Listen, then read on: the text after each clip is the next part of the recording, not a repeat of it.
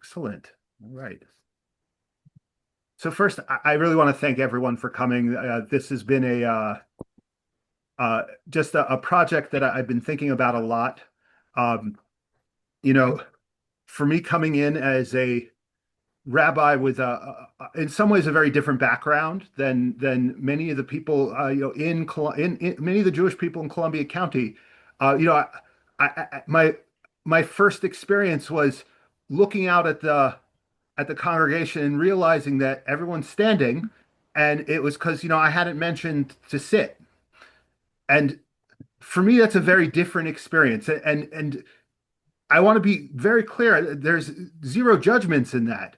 It has to do with just coming from a very different place. And a lot of what I've seen my job being is both translating the what I know, my connection to Jewish services, to Tefillah, to our community, on the one hand, and on the other hand, also having a reverse learning from the community. Well, what is it that you need out of tefillah? What is it that you need out of prayer? Because there isn't really, and this is one of the most important, I'd say, ground rules of this conversation, is that there isn't a really a single right way to do it, and that if I were to try to try to assume that the way I grew up with tefillah, the way I grew up davening, the Yiddish word for praying, is the right way for everyone, then it simply wouldn't work. And it wouldn't address the spiritual needs, the very real and very authentic spiritual needs of people in our community. So what I would love to do is really try to, through this process of learning with you, both transmit certain skills that I think will be helpful, and also to learn about what people's needs are. But as I'm letting people in, let me just, I guess we'll wait a few more moments. Oh, this is great. Um, Give me just one moment. All right. I think I'm going to wait just another minute for people to come in. I do want to share my screen, but it might be harder to admit people and share my screen at the same time. So I'm going to wait just one more minute. And maybe what I'll do is start by asking a question, which is if anyone wants to share what they hope, like what do you hope to gain from a tefillah, a Jewish prayer and meditation workshop? Any volunteers?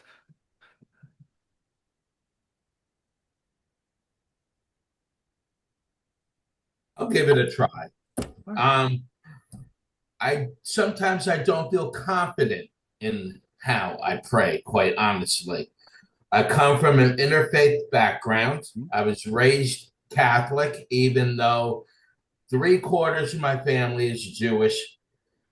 I had a very well-meaning grandmother who was, we found out she was converso, and the family didn't know. Oh, that's cool. So I am converso on three sides.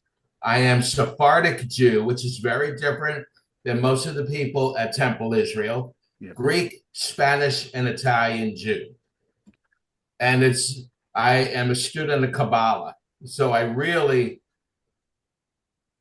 constantly learning. I go to Troy, I go to Catskill, I'll go to sometimes to Albany to Rabbi Danielle. I go all over because I'm trying to find where I fit in.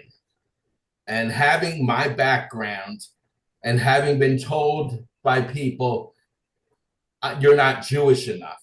Mm. Even when I was president the first time, a very dear friend of mine at the temple said, you're not Jewish enough. And it shook my confidence, and it has ever since. So I first want to just say it's a Yiddish word, but the word is landsman. I am of a Turkish Sephardic background. Wow. Um, even though I grew up surrounded by Ashkenazi Jews, so I definitely I feel that struggle. But my father tried to. I didn't realize he was trying to speak to me in Ladino when I was a kid. I refused. I only wanted to Yeah. speak English. But why is he speaking Spanish to me? Why is he speaking Spanish? But that was how he grew up, and his whole. My grandparents spoke Ladino with him. Um, Yeah, my paternal grandfather and great grandfather, they had an Italian restaurant outside of Catskill in Leeds, and they spoke Ladino. I was told by a customer of theirs, and they said, "You have no idea." And then I got this genealogy that goes back to the 1600s in That's Spain. amazing. That is amazing. Yeah, the family's very well documented, and we had a Catholic cardinal in the family from that lineage, and he Stephen, almost became pope. And they do your genealogy to make sure you're Catholic enough. Oh, And he wow. was told So he was he couldn't be Catholic pope. enough? Are you Jewish enough? These are, Mhm. but I Steve, want to Stephen, focus on one thing that you had said, which is in terms of confidence, and I think that is a big part of it. I think that for many of us, we're told, and here I'm going to hold up. This is the Siddur we use in Anshe Emeth. I don't know if you can see it with there, the Siddur Chadash, and I know that at Temple Israel you use Mishkan Tefillah, the Yes. Reform Siddur. I think in the Chatham Synagogue they also use the Siddur Chadash. Um, and this idea that, well, what's in here, can I navigate this, or do I know what I'm doing with this, or am I in a place where I can use this and feel like I'm authentically praying? Um, and and I'll get you in a second, Wendy. And I just want to just start with saying that the answer is everyone's at a different state, and I know that there are people who have almost no experience with using a siddur, but when they really are they something changes in them, and people who grew up reading from a siddur like this every day, but it was reading rather than praying. It was mumbling rather than having Right. a real transformative experience, or and whatever that means to you. All right, I'm gonna Wendy. Yeah, you just use the word authentic. And for me, and this might sound terrible, it's how to stay in the moment of Mhm. praying and not letting my mind wander and then come back and then wander and then come back, and just how you stay in that state. Yeah. That's great. We're actually in our next session. I think I'm going to talk a little bit more about that when we really focus Oh, on the Amidah and on focus and meditation in that regard. But there's some very interesting sources and practices that come from a Jewish tradition, yeah, about maintaining kavanah, maintaining intention, um, and also those some sources that even talk about what do you do when your mind wanders, and how do you bring that, how do you make that part of your tefillah? And there's some interesting sometimes there are even some Hasidic sources that say, well, those moments of drifting, well, what are those moments trying to tell you? Like, why is your mind going there? Can I use that and actually bring wherever my mind, even if it's going to paying the bills? Well, why am I thinking of paying the bills during tefillah? Maybe I need to pray about that. So it's a very interesting. It's very interesting. Max. Yeah, something that always interests me around the Seder and Jewish prayer in general is sort of, like it's a set ritual, right? And I'm always interested in like how that ritual also like develops out of the temple service and everything, going from like a liturgy that's like very ritual central focus to something that's like so personalized, and then like how do I bring myself to sort of like overlay that very like formal thing and like find how do I like fill that form in a way, or how do I meet that? So today we won't really talk about temple so much today, but we will talk about today's class is actually going to focus on really tefillah, prayer before the siddur.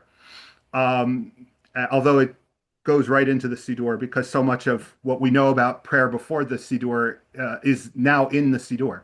So I'm going to say one more, just Hildy, if you want to add something, and then maybe we'll get started with In answer to your question, Rabbi, I'd love to, what do I want to get out of this class? I'd love to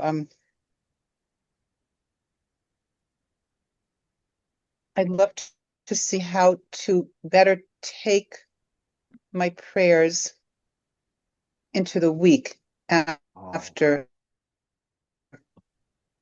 after the service. And also, if I'm asking for guidance, I'd love to be able to hear the answer. yeah.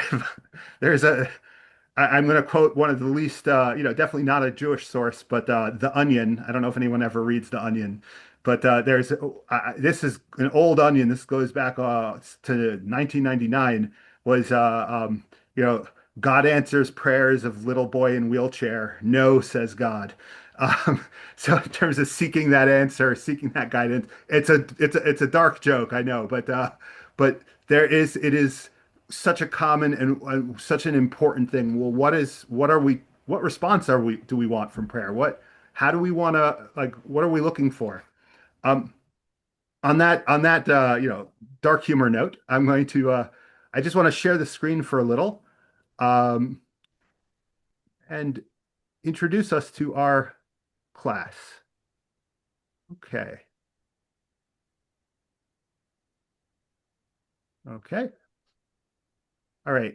And if somebody has a question and wants to interrupt, if I can't, I might not be able to see everyone. So if you notice somebody is raising their hand, if you notice somebody's raising their hand and wants to ask a question, and I seem to be ignoring it, please like interrupt, help each other out. Okay. So I want to start first with just a couple. I'm going to call them ground rules, and I'm going to actually repeat these each session, just because I think they're important reminders. Um, The first is that there has never been a single right way to pray in the Jewish tradition. Even if you're going to stick with the Siddur and say, well, that's the right way to do it, how people have approached the Siddur is so radically different. You know, Kabbalistic approaches to prayer radically different from more non-mystical approaches to the Siddur. And then, of course, you have even within the people who are in attendance here today, our different congregations use different Siddurim. Um, and then, as usual, hopefully what we discuss resonates with you, but it's also okay to disagree. And, I'm not speaking with the voice of God here at all. We're trying to speak with God, not, and, and maybe God will give guidance. Okay. Second, speaking of God, I want to talk about the G word God. I, I know that in our community that there are as many different understandings of God as there are people. So I just want to lay out a couple ground rules, a couple things that I think about that I think just are helpful for the conversation. Just recognize some people experience God in a very literal sense, and I've myself had experiences that I feel like this is God the way I was taught as a kid even. There are times in my life that I felt that way, times in my life where I haven't.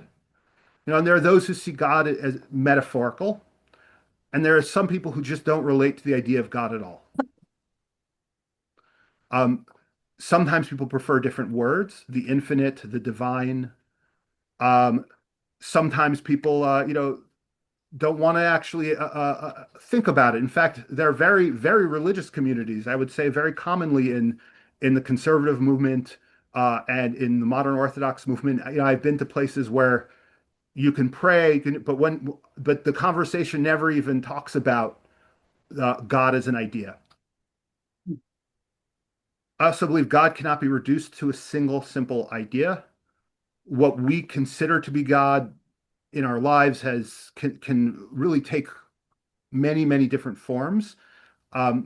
So what I do believe is that we are all equally humbled standing in this. We live in an infinite universe, so to speak, an infinite world, and we're all sort of stuck trying to make sense of it. And I don't think any one approach is going to be better for one person or another, or better for everyone. I think that we have to be humble. And then finally, all of these approaches, whoever you are, you are welcome and valued here. That if you come and you want to say, look, this doesn't work for me, I'm an atheist, I value that opinion, and I think it's important to hear it. And I think it's important to be part of our conversation. And if you believe, miracles happen every day, explicit miracles like we see in the Bible, like that opinion is also valued here and welcome. All right. I do want to though share, especially since we're talking about prayer, and it's kind of hard to avoid the G word when talking about prayer, ways in which to think about if you're struggling with a concept, ways in which to think about how to connect to the idea of God, how to translate what I'm saying when I use the word God. If it doesn't, if the way I use the word God doesn't work for you, ways you might be able to translate it. So I just want to add one last thing. For me, the idea, if I think functionally, how does God impact people's lives? I think that God helps define what a good life is. Whether you, that's just one way of approaching it, but it helps define what a good life is. I have a few different categories of places in life where I think the idea of God is has an impact, and maybe you use a different language for encountering these ideas and for experiencing these things. So first, purpose. What gets you motivated? What gets you up in the morning? The idea that that the world was created to be a good world was created. That God created the world, saw it, and was good. The idea that there's something good out there that gets me up in the morning, gets me motivated. That there's goodness as well in terms of ethics, the decisions I make, is whether justice, right and wrong, helping people, helping others. That if the language of God helps you with that, great, helps me with that. But if it doesn't, well, then whatever language works to help you in deciding between right and wrong. Then gratitude, when we look back and say, wow, you know what, that was worthwhile. Then understanding, getting in touch of who we are at our deepest level, at our some might use the language of soul. That's language that works for me, but who we are at our deepest level, and then transcendence. That no matter what, there's something beyond us. Whether you understand that in a mystical way, whether you understand that in a oddly defined divine way, or whether it's simply that the universe is vast and mysterious. All of those approaches are welcome, and these are just a couple ways that I like to think about how the language of God and therefore prayer can help us. So just wanted to start with that. Okay, so I'm just going to ask this question: why do people pray? And now I'm going to open this up. I'm going to stop sharing here. Anyone want to share, like, why do you pray? Like, what reasons I have my own reasons, but I'd love to hear from people. It centers and calms me. Right. If I do Kriyash Shema, I go to sleep faster and better. Huh. So it has an internal effect. That's great. No, it's almost like meditation for some people. It's great. I've told people that who insisted that the only way you can get anywhere is in meditation. And I say, no, if I sit with a sitter, it's better than my mind is less busy if I'm concentrating on a sitter than if I try a silent meditation. All right. Excellent. Yeah. I actually like it as a mindfulness practice where one is, I don't know, realigning oneself with the oneness of all things. Hmm. Oh, excellent. Yeah. So another meditative practice, but and you see each of these, so sort of transcendence or internal understanding. Oh, great. And for me, I think it's coming back to what's important to me and what I want to focus on in terms of my actions and trying to get rid of all the other stuff that's in the way. All right. Excellent. These are all great answers. To me, I'm also struck. I mean, I just another difference to me is sort of on more spontaneous prayers. Like I'm Mhm. thinking that like We're going to no talk about atheist that. in a foxhole, right? And like there are moments in which we just sort of perhaps cry out, ask for the universe to bend to meet our own will, right? What we want, and that's maybe just a little. And to me, that's maybe coming from somewhere different than some of these more like maybe mindfulnesses Mhm. or meditative things. It's just another way for it to sort of occur.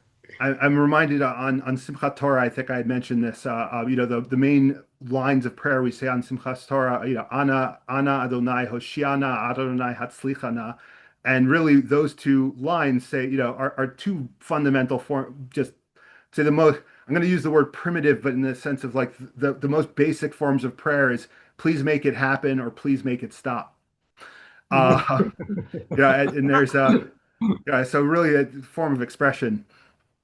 Um, As a late teenager, I was on a sailing trip and our engine died and it was disastrous.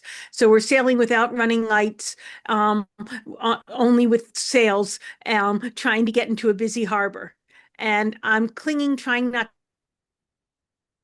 to be seasick. And all I could do, because I didn't have a lot of prayer skills as a teenager, was sing David Melech Yisrael over and over to myself.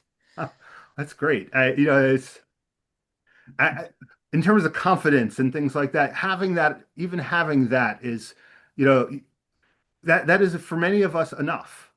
Um, I, I want I want to throw in one from a completely different angle, but is one that I often get told, especially when I was in rabbinical school. I was in the more meditative group. Some who know it, like I had a background with Tibetan Buddhism and others. So I would say that, and then there was always people sort of responding to me and say, well, there are other reasons people pray. For example, they do it because they know that Jewish people around the world are at this time saying pretty much the same things. Even if there are differences, like the Mishkan Tefillah, the Reform Siddur, it might be different than the conservative Siddur, different than the Orthodox Siddur, but roughly the same kinds of tefillot. And knowing, this is what my grandfather said.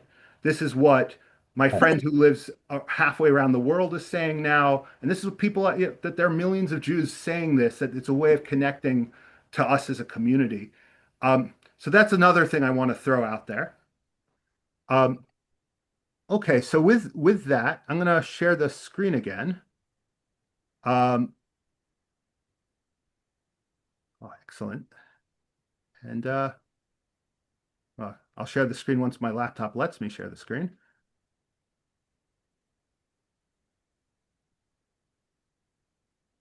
Okay.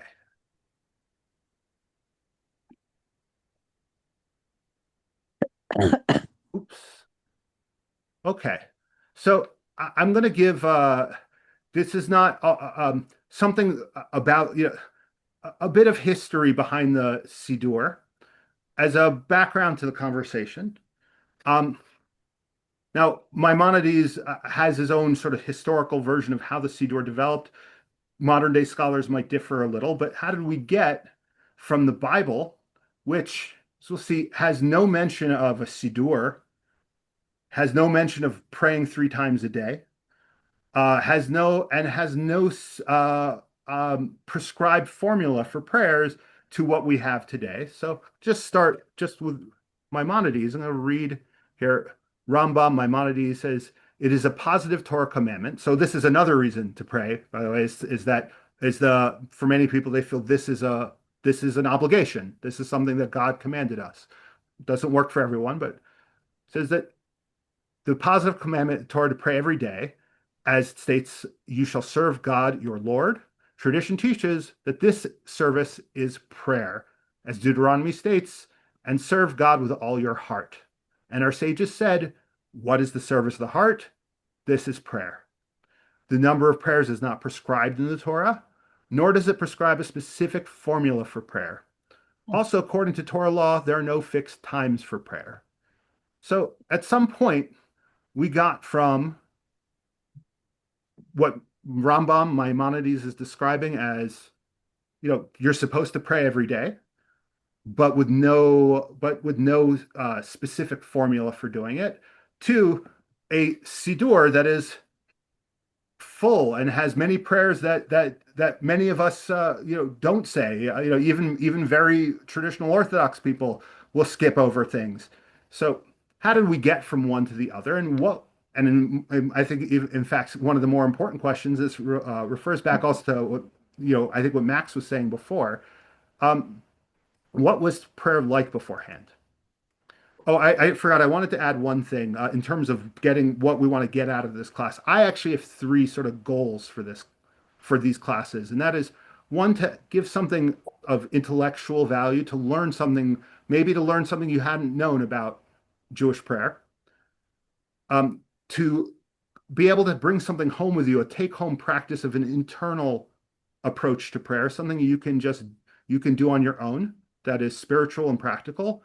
And also, similarly, something that you could do when you're in services to connect to the community during prayer. So Sorry, just wanted to add that. Okay.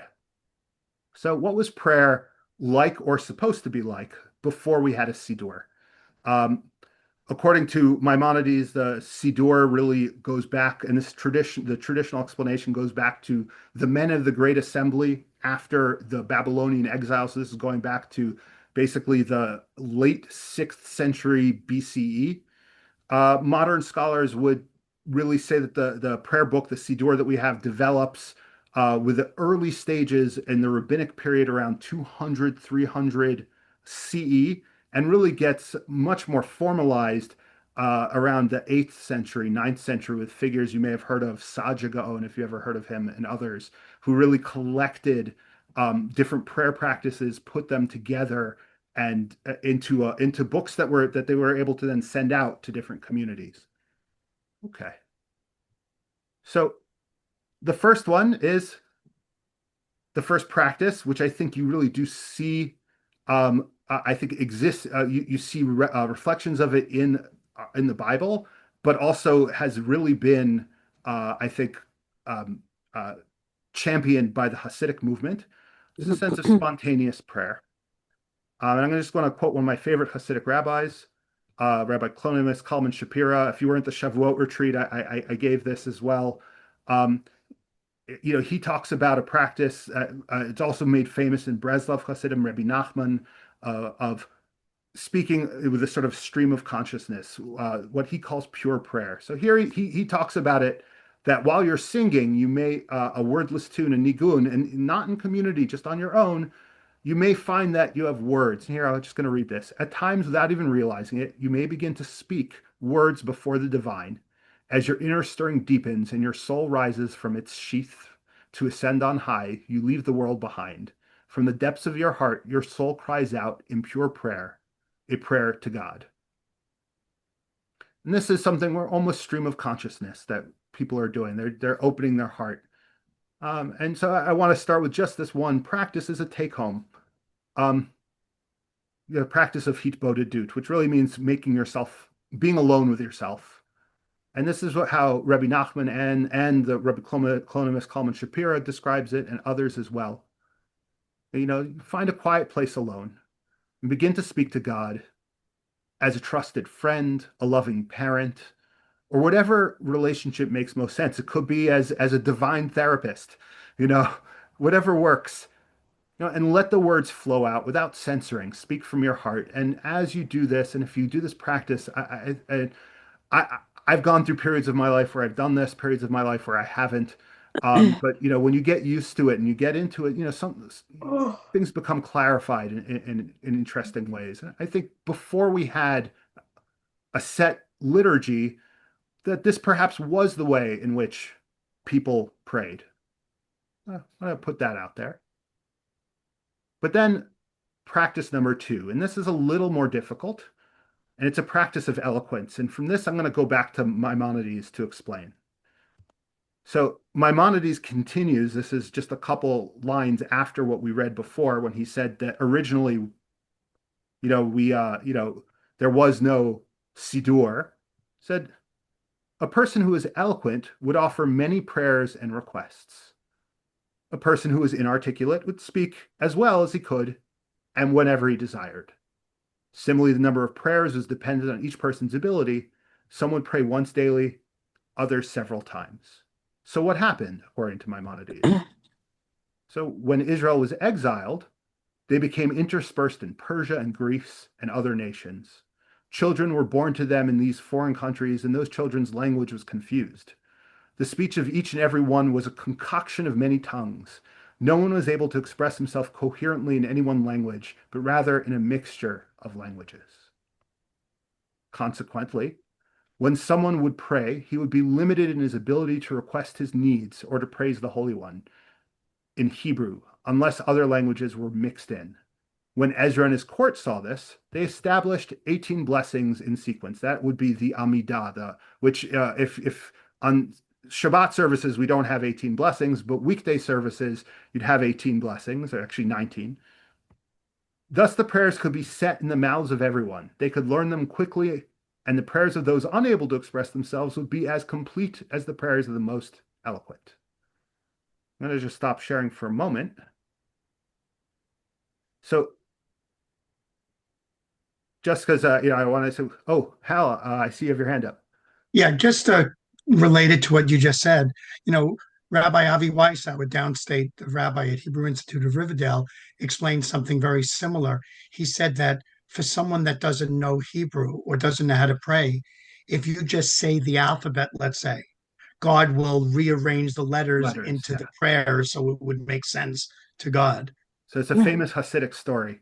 Yeah. In fact, I think Martin Buber brings it up in his collection of Hasidic stories and others that somebody doesn't know how to pray, so he starts reciting the alphabet really loudly, and the community, and some people start to complain, like, "What's he doing? He's saying the alphabet really loudly." And the Baal Shem Tov, the founder of the Hasidic movement, says, that he has more kavanah and that God is rearranging the letters for them. So Avi Weiss, Rav Avi, who, so I was one of my teachers.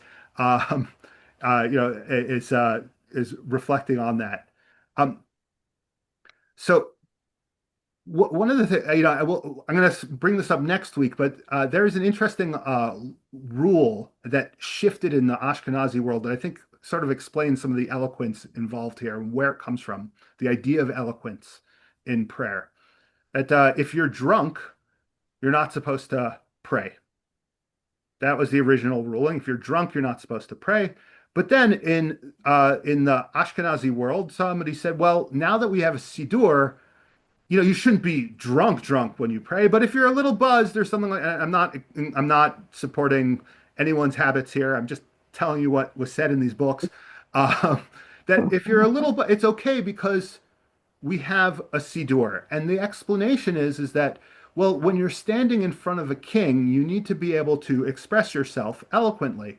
So if you can't express yourself eloquently, that's a problem. Imagine if you're going to somebody important, where somebody, you're going for a job interview and you don't know how to express yourself eloquently, or you're going to ask a favor from somebody who's a very important person, and you can't express yourself eloquently, that might cause issues. So the idea of having a prayer, being able to really express yourself well, became important for some understandings of prayer.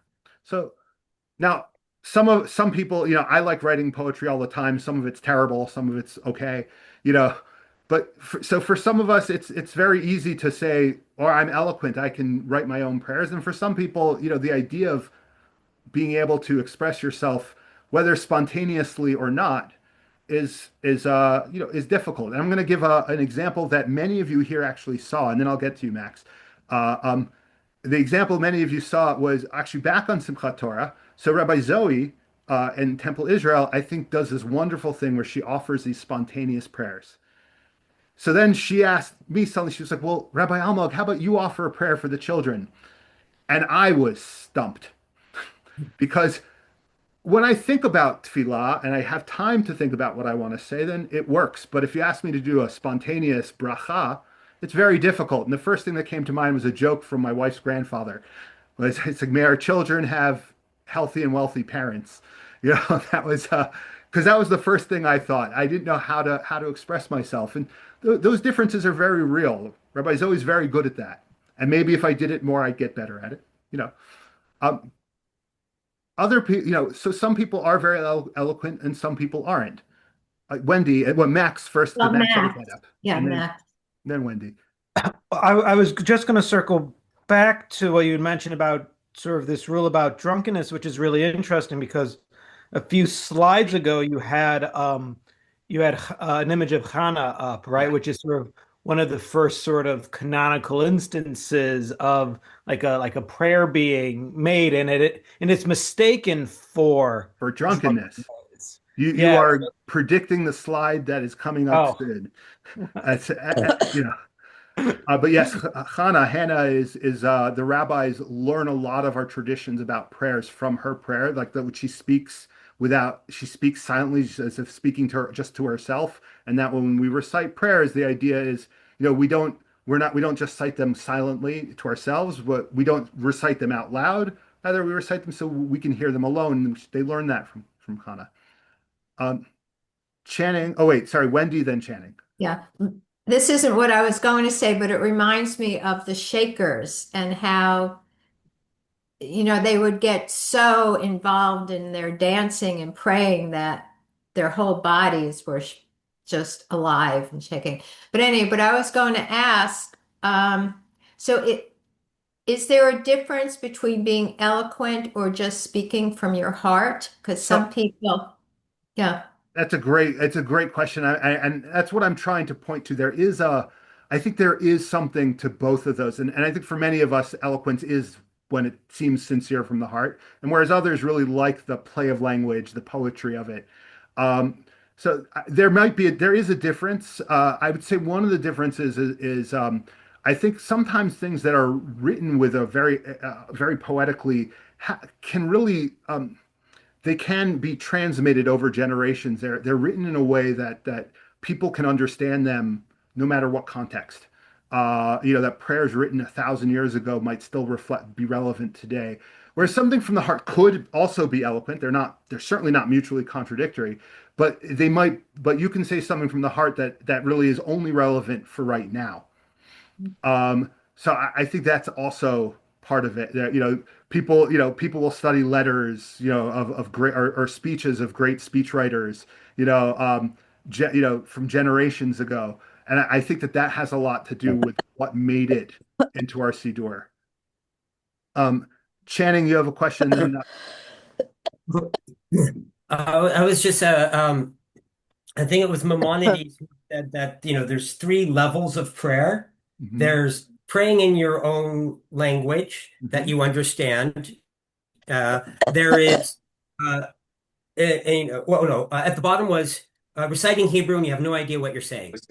Transliteration. Then Hebrew, because this is service of the I heart. didn't think it Then was. the English, the language or whatever language you speak naturally. And above that is the Hebrew that you actually understand as the highest form. So there are different, yeah, there are definitely, and I also want, I want to, I'm going to go with that to a certain degree, meaning I do think that there are people in this world who understand Hebrew, who recite prayers in Hebrew, and who don't reach the level Mhm. of Of intensity covenant. of prayer as some people who don't read Hebrew but recite it in English. I think that you know I I think and Maimonides and many I do think there's a reason why I would never change here, just especially with board members here. I love the fact that we use a more traditional Siddur, Mhm. um, at Anshe Emeth, and I also love the fact that there's the Mishkan Tefillah is a wonderful Yes. Siddur as well. Yeah. I think that having the Hebrew language there and having the poetry of it and the knowledge of it, just having that Mhm. being a consistent part really does add something And to the connection through ex ancestral connection. But also exactly. in Talmud under Brachot, it actually mentions that they doesn't say what the prayers are. They're just praying in Hebrew. And you just made the prayers up as long as it was the formula with As the well, Shema in the center. And it and was only later exactly. when people in the diaspora did people lose the use of Hebrew, did they actually start creating the Siddur and say, okay, you got to preserve this. No, it's an excellent point. All right, I'm going to just share again. Um, just oh, so here's sort of the next practice. So especially as we're talking about praying from the heart and being the difference between being eloquent and praying from the heart. So as we read pretty recently, and also spoke about in our Monday evening Torah classes, Moses was a man of few words. So you want to say somebody who would say who would never claim that he himself was eloquent, right? And we see Moses said to God, "Please, my Lord, I've never been a man of words, either in times past or now that you have spoken to your servant. I am slow of speech and slow of tongue." But Moses has a prayer, a very short prayer. This is also a prayer, of course. But Moses has a very short prayer that I think is very much from the heart and also very eloquent. You might recognize the line when I say it in Hebrew, especially those who recite Yedid Nefesh on Friday nights. So Moses cried out to God, saying, "Oh God, please heal her now. El na rifana la." And that's Moses's prayer. Very simple, very short Hebrew prayer. And this is when his sister Miriam gets stricken by leprosy. So El Narafanala, and that's the prayer. So I wanted to just say there really is, you don't have to be, we're celebrating Martin Luther King Day. Speaking of somebody, soon, speaking of somebody who was very eloquent, you don't have to be that eloquent. Moses wasn't necessarily that eloquent, and even something very simple. So I'm going to, from this, suggest a another practice, and it's something that I've done in the past, and I've actually done more now that I've been working again, here in a synagogue, which is you can actually write your own prayers. And that may be something to do, to bring in, before you go to services, or if you pray, or if you recite tefillah on your own at home, see what it's like to just compose your own. It can be short, like Moses's prayer, El Narafan Allah, please heal her. It can be long. It can, and it can be all type. It can be. I actually just one story. When I was working at Columbia University, there was a student who came to me. She was a graduate student, and she had. I won't say what her issues were. She had so many problems that she was facing. I almost didn't believe her at first, just because of the amount of problems that she was facing. But she walked into my room and said, Rabbi, I don't know if I believe in God, but if God exists, God hates me. And then she proceeded to tell me what was going on in her life. And the only thing I could think of was, I totally understand. If I were in your shoes, I would feel the same way. But she really felt that she needed to have a form of expression of prayer, though she couldn't walk into a synagogue. Was part of the issues that she had. But by the end, she was a poet. So I said, well, okay, well, why don't you write your own? And she said, I read through the High Holiday Machzor, and I didn't like any of the poems about God in here. So I said, okay, write your own. And she wrote one of the most powerful poems, and it was angry, but it was also really loving and caring in its own way. And you know, I, that is a prayer as well. So this is another practice that I think is just a useful one, to write your own prayers. Okay. I don't want to. We have, I think, 15 or so more minutes. I don't want to keep people too long. So I'm going to go on.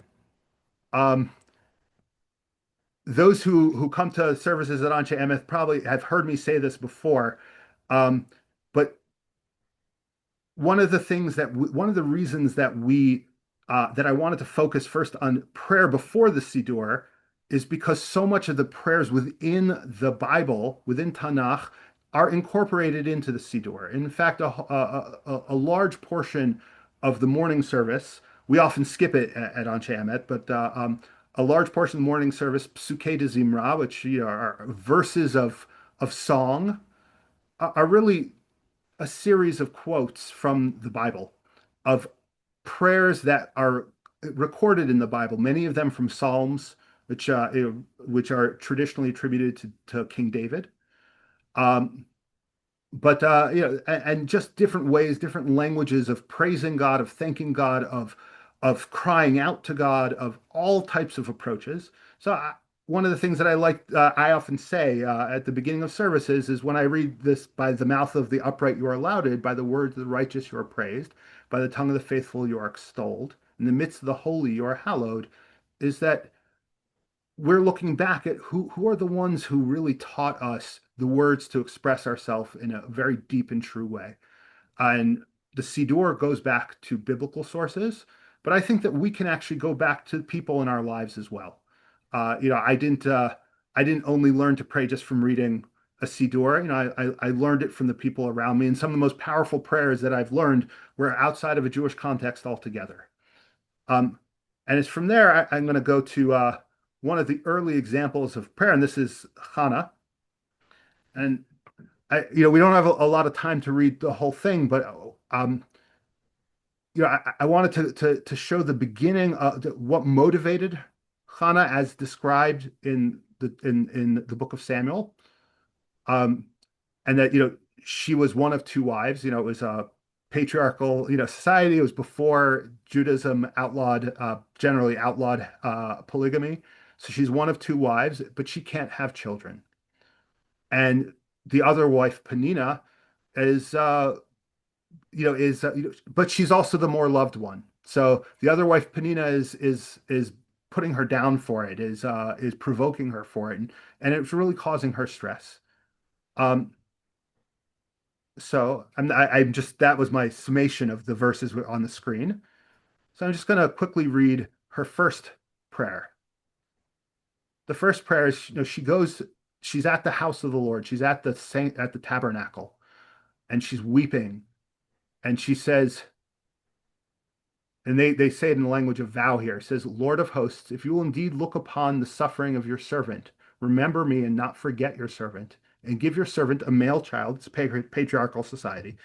Then I will give him to the Lord all the days of his life, and no razor shall come upon his head. Meaning, I will dedicate him as a Nazarite, which is kind of like a monastic tradition in Judaism. We don't have monks really, but it's the closest thing. And that she continued praying. And here Max had mentioned the way that she was praying, that the high priest, Eli, thought she was drunk. And she says, I'm not drunk. No, my Lord, I'm a woman deeply troubled. I have not drunk wine or strong drink, but have poured out my soul before the Lord. And he responds, go in peace, and may the God of Israel grant your request that you have asked him. So recently, just last week, I was at a retreat with a lot of rabbis from small towns from around the country. And we studied text together. And one of the ways that they suggested studying text was to really imagine, put yourself in the shoes of the biblical character. And I think that that this is another way, and it's a way that I often will approach our Siddur, that if you're opening the Siddur and you find a section quoted from the Bible, or even if it's one of the sections that are written later. Oh, one more thing I wanted to show. That was beforehand. Once she has the child, Samuel, the prophet Samuel, she then gives an extended, very eloquent prayer service that gets quoted in other parts of Tanakh and gets used all over the Siddur. This is only the beginning, and it's much longer. I didn't want to give you 10 verses, but you can see that it's there was it's even just an immense amount of writing. That Samuel, the whether it's Samuel himself or a different author, really put a lot of, or Hannah herself put a lot of just thought into the poetry of this. But here I want to just add another practice. So one thing I want to say is that there is nothing, you do not need to recite everything in this book. For some people, in Hebrew, we say tafasta maruba lo tafasta. If you grab too much, you haven't grabbed anything. So if you try to take on too, so that it's actually sometimes less is more. And so one way to approach this is that when going through the Siddur, instead of making sure to rush through everything or follow along with everything, pick a paragraph or a line, and then imagine what motivated the person to express that line. What are the emotions that they're trying to convey? And that's just the way, and to stop yourself and just like you would with poetry. What is our work of art? Because these are poems, these are works of art. What emotion are they trying to convey? And really to focus on that. And if it resonates with you, how does that make you feel? What does that bring out from you? And if it doesn't resonate with you, well, how does that make you feel? And what would you have preferred? And that's okay. I struggle with the Siddur very much. One of the reasons why I like the traditional service is because sometimes I struggle with it for a year, 2 years, 10 years. At this point, I'm almost 50, so I've been using the traditional Siddur for 40 years pretty much from what that I remember. And there are things that I thought I hated. I was like, why am I reciting this? This never worked for me. And then just even a couple years ago, I look at it and I say, I think I get it now. And I suddenly understand what is motivating this line. What are the emotions it's trying to pull out of me?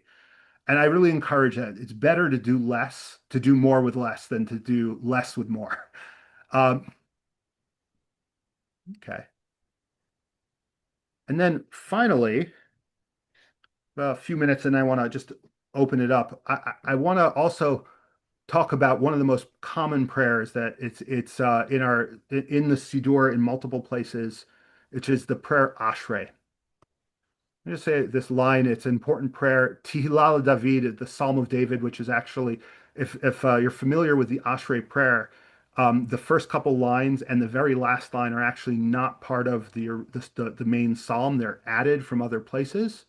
And they actually make it into a communal prayer. The content of the Psalm 145 is could be about individuals, could be about anything. Whereas the words Ashrei Yoshvei Beitecha, blessed, happy are those who sit in God's house. Um, Happy are those, who the nation the nation of God, meaning they're making this into a Jewish prayer. And then the line Va'anachnu Nevarach, the very last line, and we praise God. Those are all added, and I think they really turn it and from what could be an individual and very universal prayer into something also specific for going to services, for going to synagogues. Um, I wanted to just point something out. If you here, just you could see it I wanted to show it in the Siddur. You could see the lines of it. This is a prayer. If you're not familiar with it or you don't remember it, it's something that we say often. That what I did was I went through and I tried to figure out what is what is the language of prayer that is used in this psalm. And I just wanted to point this out here. So if you go through, you've got attending services, right? Attending God's house, praise, having a personal relationship with God, you know, exalting God, blessing God, praising, language gets repeated, but praising deeds, telling of might. And and we started at the beginning with different understandings of what God is, but those might be like if the traditional understanding of God is what works for you, then some of that is straightforward. The miracles of the Exodus, the miracles of the world. If it's somewhere in between, it might be just the miracles we experience daily, just miracle of childbirth, the miracle of being able to breathe and make it through another day. And for some, it might be just the majesty of an infinite universe. You learn about relativity, and suddenly you're like, wow, this is amazing.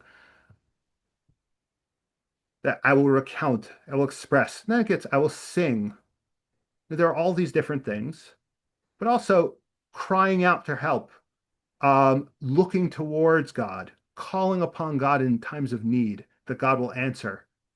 This is the language of different forms of addressing God and talking about God, and paying close attention to that language within the prayer book itself can be something very, very helpful. And it also, I think, shows why these verses are being brought into the Siddur as it's sort of an introduction, a way to bring us into Tefillah.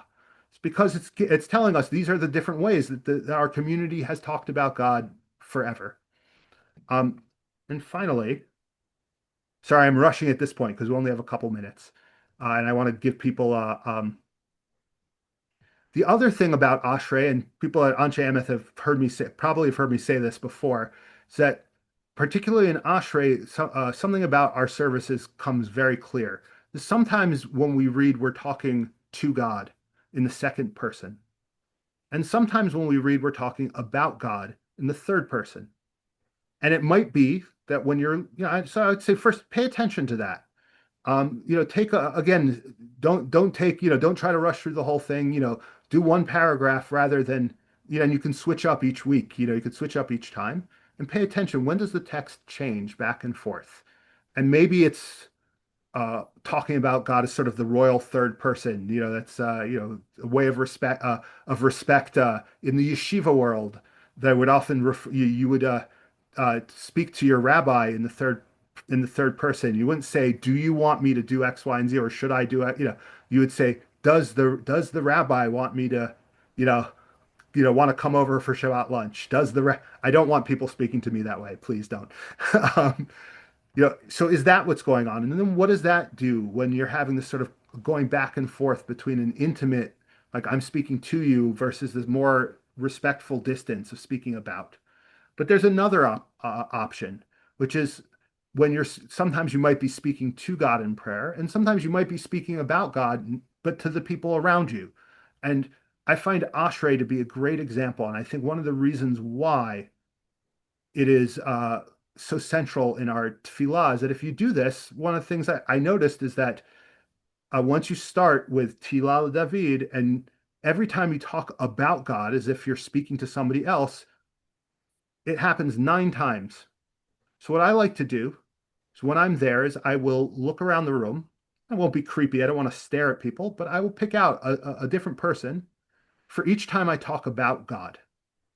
And I'm going to stop sharing. I'm going to share a different screen for this just to show you what I'm talking about. Um, Here. So the first line, to God, I will exalt you, my God, and King, bless your name forever and ever. That's to God. But if I jump down to the third line, Adonai is great and highly extolled, and God's greatness is unfathomable. So I might look out, and I see Amy Atlas was here. She's often in the services, so I might look out at Amy and be like, as if I'm telling Amy, Adonai is great, highly extolled.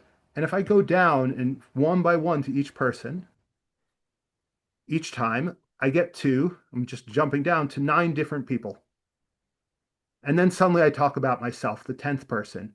Praise of Adonai, my mouth will declare, and all flesh will bless God's holy name forever and ever. So I become the 10th. And then together to the congregation, and we will bless God from now forever. And that becomes my minyan, right? A minyan of 10, a quorum of 10. And it's a way for me to just connect to the fact that I'm not doing this alone. I'm in conversation. And it's just a way to make me realize that this is not just me here. So that's another practice that I like to do and this isn't this is in the Siddur, but it comes straight from the Bible. This is something that was chosen out of biblical texts in order to teach us how to address God in community. Okay. With that, we have a few minutes left. I just want to open up floor if there are any observations, comments, or questions additional to what we've already said.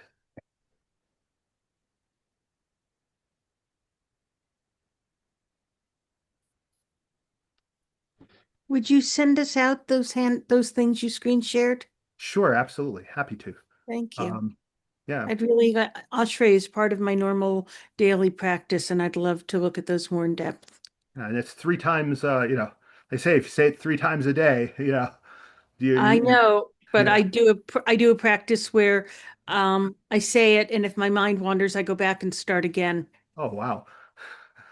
That's cool. All right, Max, you'd I was curious about I noticed with the first Chana prayer that at least in translation it used the word that it was a vow. And yeah. I guess I was curious about the relationship of praying in vowing, and I'm also thinking of like Kol Nidre, right? Right. Like one of the biggest nights of the Jewish year is like disavowing. And Disavowing, so I right. No and vow. so like so then it's like is part of the tefillah like like the things where like if we're taking Hana as like an early prototype, like the things were like I'm not sure. I was just curious about what is that vow in prayer. That's interesting because I think that we tend not to do we do use her as one of the major Yeah. sources for our rules, but we tend not to in prayer make vows. We don't say, you know, the Bible is full of things like that though, like Jacob saying, "Hey, if you make me if I survive this, then I will praise you, and then I will dedicate Mm, you know the idea of making a deal with God. We definitely I think people do make deals with God all the time. Uh, you yeah. know, so in that regard, I think it really is from her heart. Uh, really is very from her heart. But but you are right to point out that it is unusual. Like if you look in the Amidah, which is actually the word that we use for prayer, tefillah, in rabbinic literature and classical literature, really refers to the Amidah, this one particular section of prayer, and it's the centerpiece of prayer, and it's not. It doesn't say it's we don't say, oh, if you do this for me, then I'll make sure I'm a good I'll keep kosher if you you know take care of my cholesterol Yeah. level. Uh, Yeah. you know, It's really if anything, it interesting. works the opposite. You Exactly. know, so like we It's don't do interesting. that. I think it's very interesting. It's a good point. Yeah, that's so much too about Hannah too, like her seeming drunkenness, her vowing and all these things. like so many of her actions are sort of like in the inverse of it and how it's been sort of developed. I think it's a great point. And I also think that, well, one of the things I think that we can learn from that is the fact that we learn from our ancestors and we learn from these stories. We don't necessarily always follow them 100% because Mm. sometimes what we learn from them is the inverse. It's the, we Okay. learn, well, maybe that's not always the best way to do it. I think it's an important point. Thank you.